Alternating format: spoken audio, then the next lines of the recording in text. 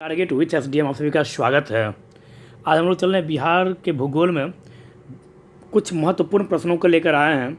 यहाँ से प्रश्न आपको आगामी जो बिहार में जो आयोजित होने वाली जो परीक्षाएं हैं, बीपीएससी हो, बिहार दरोगा हो, उनमें आपको यहाँ से प्रश्न आपको देखने के लिए अवश्य मिलेगा। तो चलिए देखते हैं पहला प्रश्न क्या है। और इस क्वेश्चन को, इस एमसीक्यू को देखते समय आप अधिक से अधिक प्रयास कीजिए, जो आप इसका आंसर देने का प्रयास कीजिए, और जो क्वेश्चन आपको नहीं आता हो उसको आप नोट करने का प्रयास कीजिए।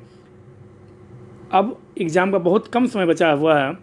16 तारीख से बीपीएससी का एडमिट कार्ड दिया जाएगा और 27 दिसंबर को इसका परीक्षा आयोजित किया जाएगा। यह तो अब फिक्स है। अब डेट आगे बढ़ने की कोई संभावना ही नहीं है अब।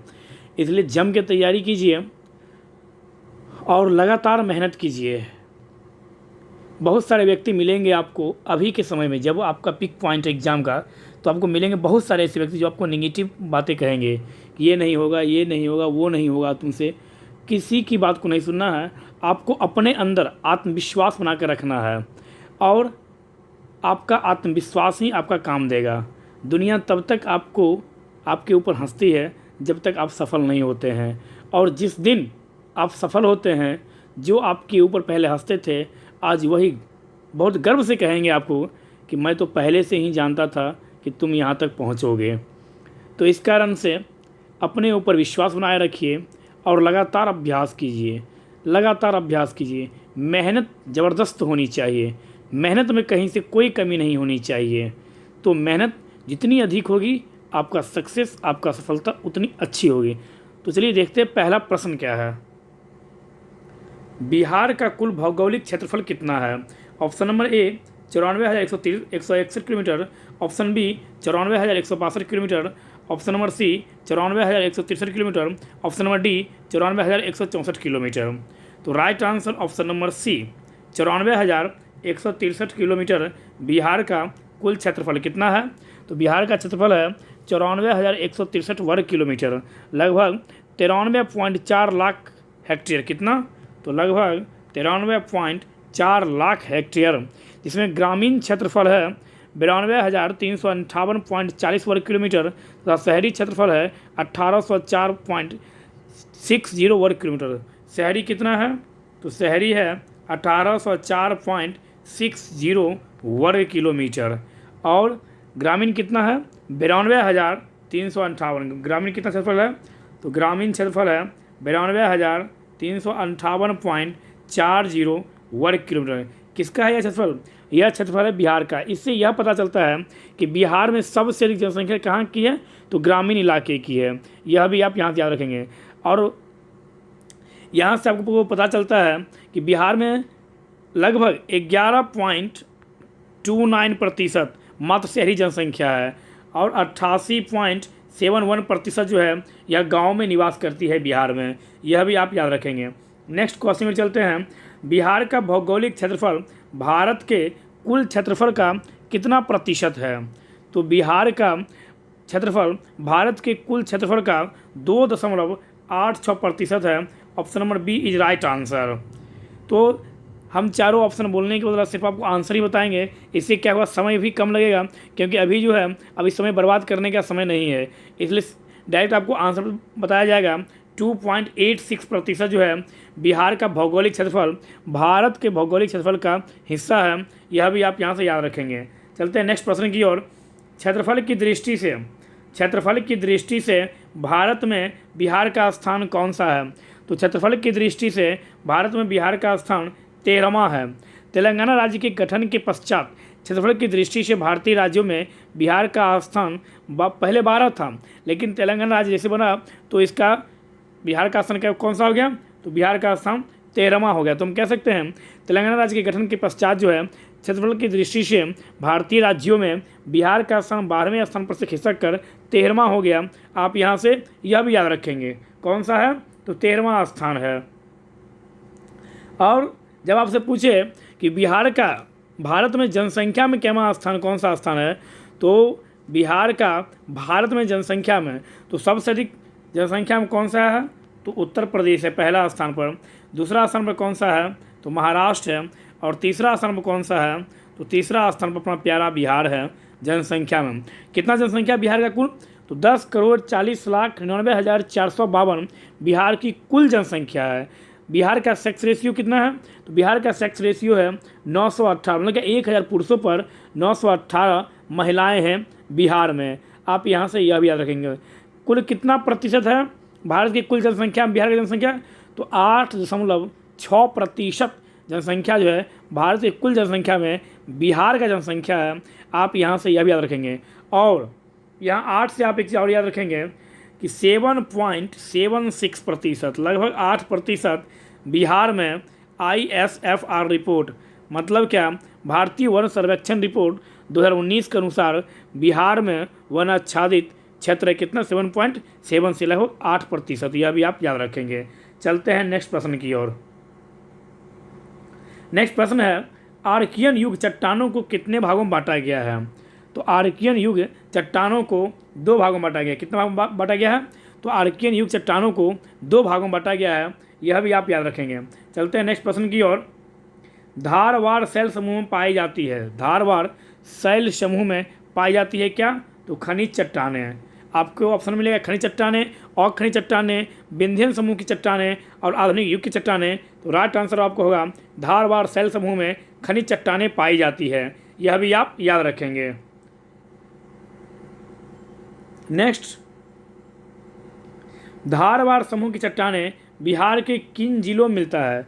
धारवाड़ की चट्टानें हैं, यह बिहार के किस जिले में मिलती है?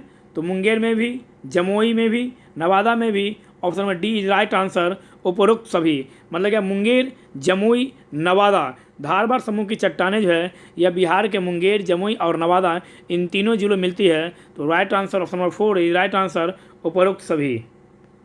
नेक्स्ट, बिहार के किन जिलों में आर्कियन क्रम की चट्टानें पाई जाती है? बिहार के किन जिलों में आर्कियन क्रम की चट्टानें पाई जाती है? गया, Munger, Sheikhpura. Option number D is right answer, उपरोक्त सभी। तो आर्कियन क्रम की चट्टानें जो है वो बिहार में गया, मुंगेर और शेखपुरा, इन तीनों जिलों में पाई जाती है। यहाँ से आप यह भी याद रखेंगे। नेक्स्ट, सेमरी क्रम की चट्टानें कहाँ पाई जाती है? कौन सी? तो सेमरी क्रम की चट्टानें कहाँ पाई जाती है? Option number A is right answer, Rohtas. और रोहतास से आप याद रखेंगे बिहार में सर्वाधिक साक्षरता दर वाला राज्य जिला कौन सा है? तो वह है रोहतास। और रोहतास के चौसा के निकट गंगा प्रवेश करती है। यह भी आप याद रखेंगे, जो भोजपुर और सारण के अंदर सीमा बनाती है। और पुनपुन कहाँ? तो फतुहा के निकट। यह भी आप, और गंडक कहाँ? पटना के निकट। यह भी आप यहाँ से याद रखेंगे। नेक्स्ट, हिमालय पर्वत का निर्माण संपन्न हुआ था किस काल में? तो हिमालय पर्वत का निर्माण जो है यह किस काल में संपन्न हुआ? ऑप्शन नंबर ए इओसिन कालखंड, बी ओलिगोसिन कालखंड, सी मायोसिन कालखंड। Option number D is right answer, उपरोक्त सभी।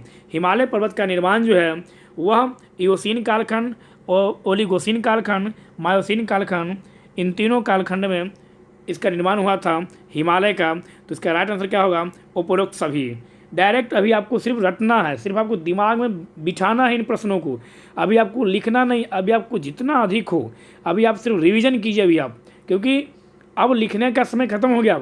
अब अधिक से अधिक प्रश्नों को आप पढ़िए और उसको याद रखने की क्षमता लाइए अपने अंदर। और बस 27 तारीख को 12 से 2, इस 2 घंटा में आपको अपने पूरे मेमोरी का प्रयोग करना है। जितना मेमोरी का प्रयोग आपने कभी नहीं किया था उतना प्रयोग आपको इस 2 घंटा में एग्जामिनेशन हॉल में करना है। और वो भी एक धैर्य के साथ, और अपने अंदर आत्मविश्वास बनाए रखे रहना है आपको। जब तक आपका पूरा एग्ज़ाम खत्म नहीं होता, 2 घंटा जब तक नहीं बीतता, तब तक आपको अपने अंदर पूर्ण रूप से आत्मविश्वास बना कर रखना है। और अभी आपका आत्मविश्वास नहीं डगमगाना चाहिए। चलते हैं नेक्स्ट प्रश्न की ओर। हिमालय के दूसरे एवं तीसरे उत्थान के क्रम में बिहार के किन क्षेत्रों का निर्माण हुआ? हिमालय के दूसरे एवं तीसरे क्रम के निर्माण में किन क्षेत्रों का निर्माण हुआ? ऑप्शन ए शिवालिक श्रेणी, बी सिंधु गंगा श्रेणी, सी गंगा का मैदान, डी उपरोक्त सभी। Option number D is right answer, उपरोक्त सभी। हिमालय के दूसरे एवं तीसरे उत्थान के क्रम में बिहार के शिवालिक, सिंधु और गंगा का मैदान, इन तीनों श्रेणियों का निर्माण हुआ। आप यहाँ से यह याद रखेंगे। नेक्स्ट, बिहार का कौन सा भाग सबसे पुराना है? बिहार का कौन सा भाग सबसे पुराना है? तो बिहार का दक्षिणी भाग जो है यह सबसे पुराना है। Option number C is right answer. Bihar का कौन सा भाग सबसे पुराना है? तो बिहार का दक्षिणी भाग जो है यह सबसे पुराना है। डायरेक्ट यहाँ से प्रश्न आपको सेम जैसा प्रश्न आपको दिया गया इस वीडियो में वैसा ही प्रश्न सेम टू सेम उठाकर क्वेश्चन पेपर पर डाल दिया जाएगा एग्जामिनेशन हॉल में। तब आपको पता चलेगा कि यह वीडियो कितना महत्वपूर्ण क्लास है आपका। इसलिए इसको मिस मत कीजिए और 1 से 2 बार इसको अच्छे से देख लीजिए और इसको अपने माइंड में सेटअप कर लीजिए। तो कौन सा होगा बिहार का सबसे पुराना भाग? तो बिहार का दक्षिणी भाग जो है यह सबसे पुराना भाग है। नेक्स्ट, बिहार के शिवालिक पर्वत श्रेणी को स्थानीय उच्चावश के आधार पर बांटा जा सकता है। प्रश्न बोल रहा है कि बिहार के शिवालिक पर्वत श्रेणी को स्थानीय उच्चावश के आधार पर बांटा जा सकता है। ऑप्शन नंबर ए दक्षिण श्रेणी निम्न पहाड़ी भाग, ऑप्शन नंबर बी उत्तर पूर्वी घाटी, ऑप्शन नंबर सी सोमेश्वर की श्रेणी और ऑप्शन नंबर डी उपरोक्त सभी। Right answer option number D is right answer, उपरोक्त सभी। मतलब क्या, बिहार के शिवालिक पर्वत श्रेणी को स्थानीय उच्चावश के आधार पर दक्षिण श्रेणी निम्न पहाड़ी, उत्तर पूर्वी घाटी, सोमेश्वर की पहाड़ी, इन तीनों भागों में बांटा जा सकता है। आप यहाँ से यह भी याद रखेंगे। चलते हैं नेक्स्ट प्रश्न की ओर। गंगा का उत्तरी मैदान बिहार के कुल क्षेत्रफल का कितने प्रतिशत है? गंगा का उत्तरी मैदान जो है यह बिहार के कुल क्षेत्रफल का 62.86%। कितना? 62.86% जो है गंगा का उत्तरी मैदान बिहार के कुल क्षेत्रफल का है। कितना भाग घेरे हुए हैं? तो 62.86%। और बिहार का साक्षरता दर कितना है? 61.8%। बिहार का साक्षरता दर कितना है? 61.8% बिहार का साक्षरता दर है 2011 की जनगणना के अनुकूल। आप यहाँ से यह भी याद रखेंगे। चलते हैं नेक्स्ट प्रश्न की ओर। उत्तरी बिहार के मैदान की नदियों से यहाँ निर्माण हुआ है। दियारा, चौर, छारन झील, उपरोक्त सभी। उत्तरी बिहार के मैदान की नदियों से यहाँ पर option number D is right answer, उपरोक्त सभी का निर्माण हुआ। किसका? दियारा का भी निर्माण हुआ, चौर का भी निर्माण हुआ और छारन झील का भी निर्माण हुआ उत्तरी बिहार के मैदानी नदियों से। अभी आपके पास समय अधिक नहीं है, नहीं तो आपको दियारा क्या होता है, चौर क्या होता है, यह सब बताया जाता है। फिर हम लोग जब आगे पढ़ेंगे बिहार के बारे में तो हम लोग देखें। अभी सिर्फ आपको 1 लाइनर MCQ अभी आपको रटना है और जितना अधिक से अधिक अभी आपको प्रश्न मिल जाए उतना अभी आपके लिए रामबाण होगा। इसलिए अभी समझना छोड़ दीजिए, अभी सिर्फ रटना सीखिए अभी अब, क्योंकि समझने का समय खत्म हो गया। अब सिर्फ रटना है बस। चलते हैं नेक्स्ट प्रश्न की ओर। नवीन जलोढ़ मिट्टी बिहार के किस जिले में पाई जाती है? नवीन जलोढ़ मिट्टी जो है यह बिहार के किस जिले में पाई जाती है? Option number A Darbhanga, option number B Saharsa, option number C Purnia और ऑप्शन नंबर डी उपरोक्त सभी। तो आपका यहाँ पर आंसर होगा option number D is right answer. Darbhanga में भी, सहरसा में भी, पूर्णिया में भी बिहार में जलोढ़ मिट्टी पाई जाती है। आप यहाँ से यह भी, और दरभंगा में ग्लास जो है, ग्लास का भी निर्माण किया था दरभंगा में। आप यहाँ से यह भी याद रखेंगे। नेक्स्ट, और दरभंगा खुद एक प्रमंडल है, आप यह भी याद रखेंगे। बिहार के दक्षिणी सीमांत पठारी प्रदेश में किस तट के चट्टानें पाई जाती, किस प्रकार की चट्टानें पाई जाती है? Option number A gneiss, B schist, C granite और डी उपरोक्त सभी। Option number D is right answer. Bihar के दक्षिणी सीमांत पठारी प्रदेश में नीस, सिस्ट और ग्रेनाइट इन तीनों प्रकार की चट्टानें पाई जाती है। नेक्स्ट क्वेश्चन, बिहार के उत्तरी गंगा के मैदानी भाग का निर्माण हुआ है। बिहार के उत्तरी गंगा का जो निर्माण हुआ है वह कैसे हुआ है? ऑप्शन नंबर ए सोन और कोसी नदी के निक्षेप से, ऑप्शन नंबर बी गंगा और उसकी सहायक नदियों के निक्षेप से, ऑप्शन नंबर सी गंगा और सोन नदियों के निक्षेप से, ऑप्शन नंबर डी गंगा और घाघरा नदी के निक्षेप से। Option number B is right answer, Ganga और उसकी सहायक नदियों के निक्षेप से बिहार के उत्तरी गंगा के मैदान का निर्माण हुआ। कैसे? तो गंगा और उसकी सहायक नदियों के निक्षेप से। आप यहाँ से यह भी याद रखेंगे। Option B right answer. Next, Ganga नदी के दक्षिणी भाग में फैले बिहार के क्षेत्र को क्या कहा जाता है? गंगा नदी के दक्षिणी भाग में फैले बिहार के क्षेत्र को क्या कहा जाता है?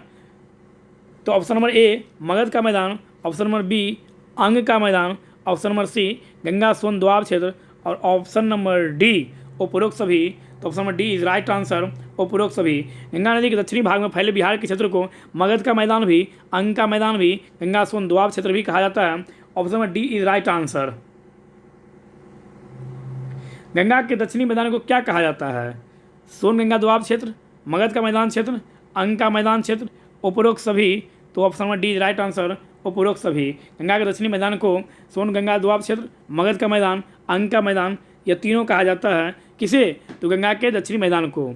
नेक्स्ट, कैमूर का पठार कितने वर्ग किलोमीटर में फैला हुआ है? कौन सा?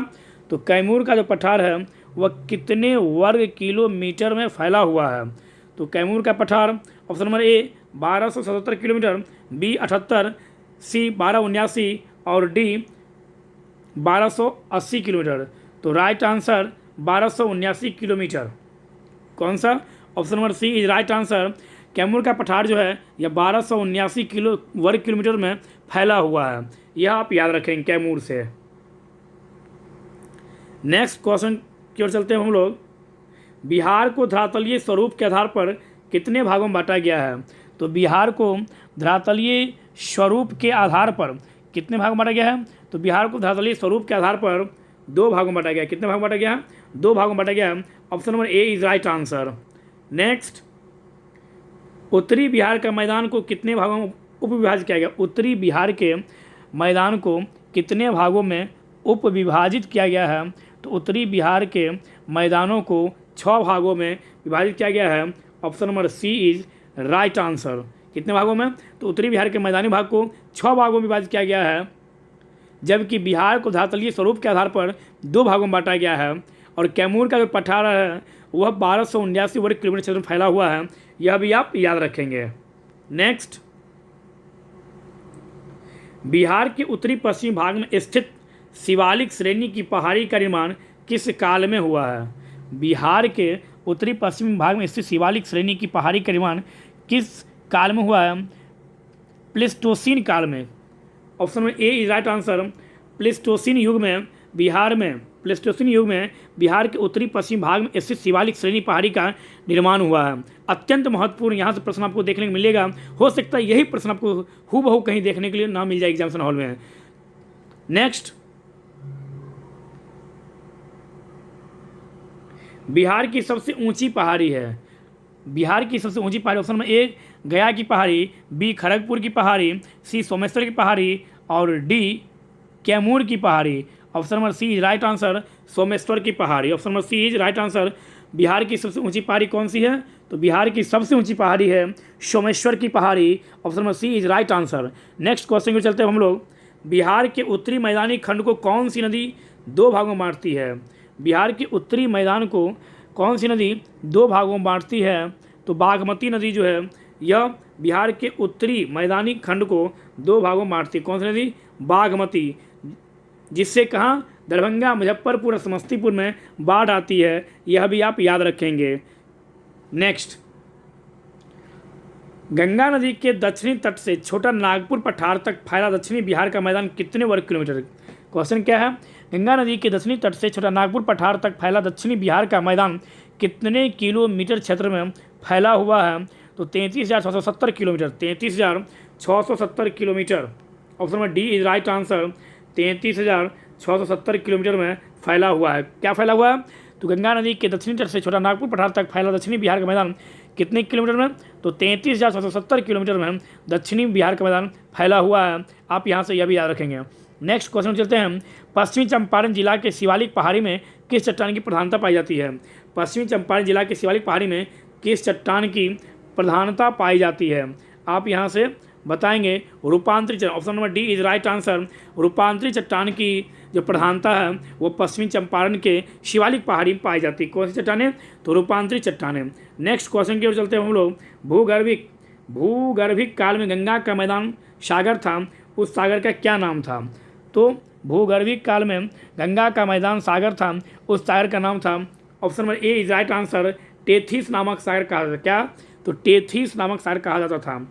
नेक्स्ट क्वेश्चन की ओर चलते हैं हम लोग। बिहार के दक्षिणी पहाड़ी भाग को कितने भागों में उपविभाजित किया जा सकता है? बिहार के दक्षिणी पहाड़ी भागों को कितने भागों में उपविभाजित किया जा सकता है? तो बिहार के दक्षिणी पहाड़ी भागों को 4 भागों में उप विभाजित किया जा सकता है। कितने भागों में? 4 भागों में उप विभाजित किया जा सकता है। दक्षिण के पहाड़ी भाग को 4 भागों में उप विभाजित किया जा सकता है। पहला कैमूर का पठार, पहला कौन सा है? तो पहला बताओगे कैमूर का पठार। दूसरा गया का पहाड़ी क्षेत्र, दूसरा गया का पहाड़ी क्षेत्र, गया का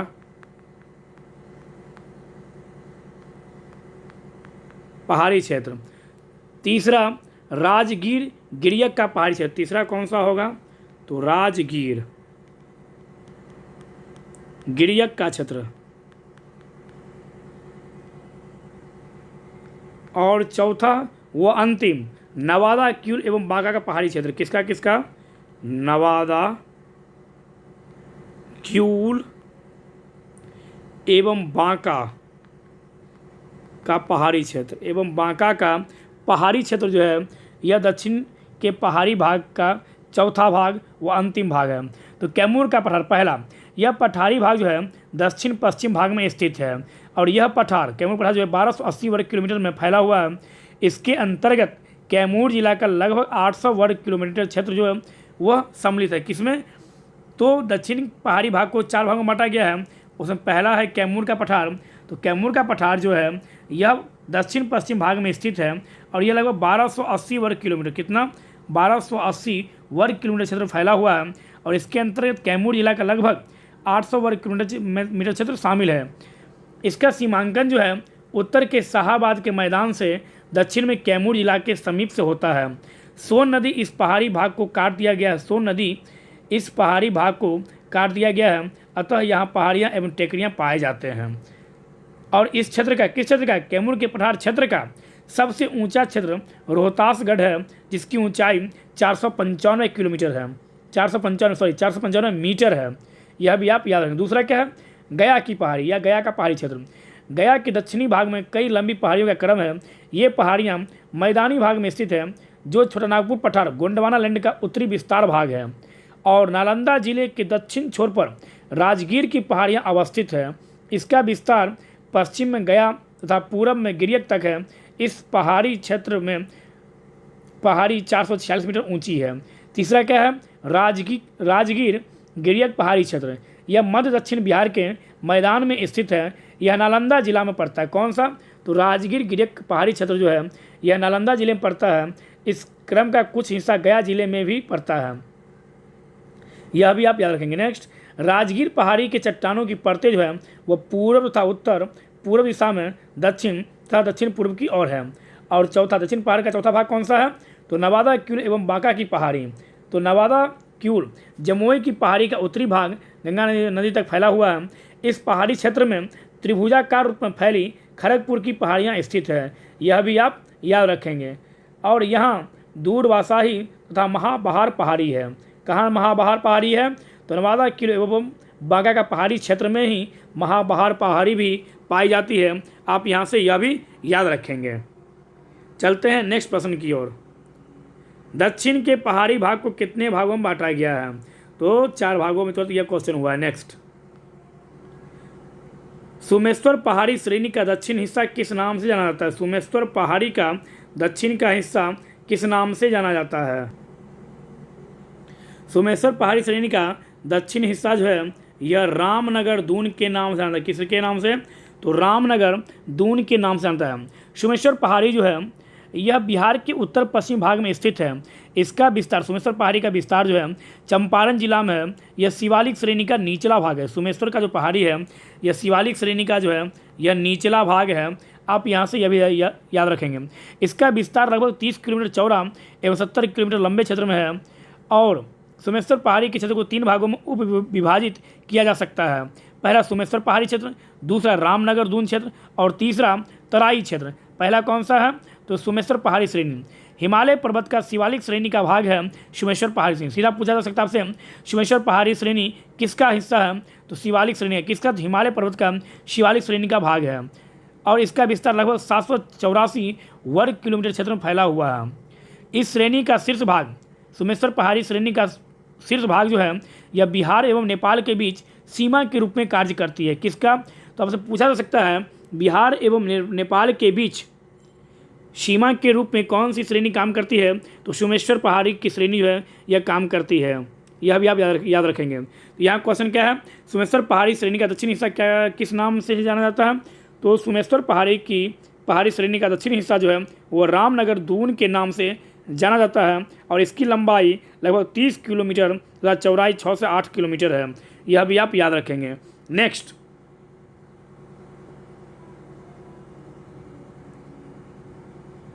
सोमेश्वर श्रेणी और रामनगर दून के दक्षिण में स्थित क्षेत्र को क्या कहा जाता है।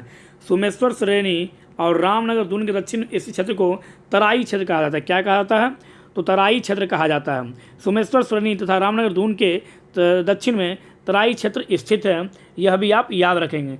तराई का यह क्षेत्र उत्तर पश्चिम से उत्तर पूर्व तक भारत नेपाल सीमा के समानांतर चला गया है, जिन्हें हरहा नदी पृथक करता है। कौन सा नदी, तो हरहा नदी। यह भी आप याद रखेंगे। कौन सा नदी, तो हरहा नदी। रामनगर दून में उत्तर पूर्व हरहा नदी घाटी है, जो दून घाटी के नाम से जाना जाता है। कौन सी नदी, तो हरहा नदी। नेक्स्ट, बिहार का आकार कैसा है, तो बिहार का आकार है आयताकार। कैसा है, तो बिहार का आकार जो है यह आपको पता भी होगा, बिहार का आकार आयताकार है। नेक्स्ट क्वेश्चन है, बिहार का देशांतरीय विस्तार कितना है, तो बिहार का सबसे पहले देखिए अक्षांशीय विस्तार, तो 24 डिग्री 20 मिनट 10 इंच बिहार का जो है अक्षांशीय विस्तार 24 डिग्री 20 मिनट 10 इंची से लेकर 27 डिग्री 31 मिनट तक है। आप ऐसे भी याद रखें, 24-20 से लेकर 27-31 तक बिहार का अक्षांशीय विस्तार है। जबकि देशांतरीय विस्तार जो पूछे तो वो हो गया आपको 83 डिग्री 19 मिनट से लेकर 88 डिग्री 17 मिनट तक पूर्वी देशांतर में बिहार स्थित है और उत्तरी अक्षांश। यह भी आप याद रखेंगे। नेक्स्ट क्वेश्चन है, बिहार के उत्तर से दक्षिण लंबाई कितना है, तो बिहार से उत्तर दक्षिण लंबाई है 345 किलोमीटर। कितना, 345 किलोमीटर। जबकि बिहार का पूर्व से पश्चिम चौड़ाई कितना है, तो 483 किलोमीटर बिहार का पूर्व से पश्चिम चौड़ाई है। और बिहार का समुद्र तल से औसत ऊंचाई कितना है, तो 173 फीट लगभग 53 मीटर। समुद्र तल से ऊंचाई कितना है, 173 फीट लगभग 53 मीटर। यह भी याद रखेंगे। और समुद्र तट से दूरी कितनी है, लगभग 200 किलोमीटर। और बिहार का सीमा जो है उत्तर में नेपाल अंतर्राष्ट्रीय सीमा बनाती है, दक्षिण में झारखंड, पूरब में पश्चिम बंगाल और पश्चिम उत्तर प्रदेश से बिहार अपनी सीमा को जो है वह साझा करती है। यह भी आप यहाँ से याद रखेंगे। तो इस प्रकार से हम लोग कुछ महत्वपूर्ण बिहार संबंधित कुछ महत्वपूर्ण प्रश्नों को देखने का प्रयास किए। हम उम्मीद करते हैं कि आप लोगों को यह प्रश्न का जो श्रेणी है, ये सेट है वीडियो का, ये आपको अच्छा लगेगा। और अच्छा तब लगेगा जब आपके एग्जामिनेशन हॉल में यहाँ से प्रश्न मिलेगा तो और बेहतर होगा। तो उम्मीद करते हैं कि यहाँ से प्रश्न आना चाहिए। आगे देखेंगे हम लोग 27 तारीख को। धन्यवाद।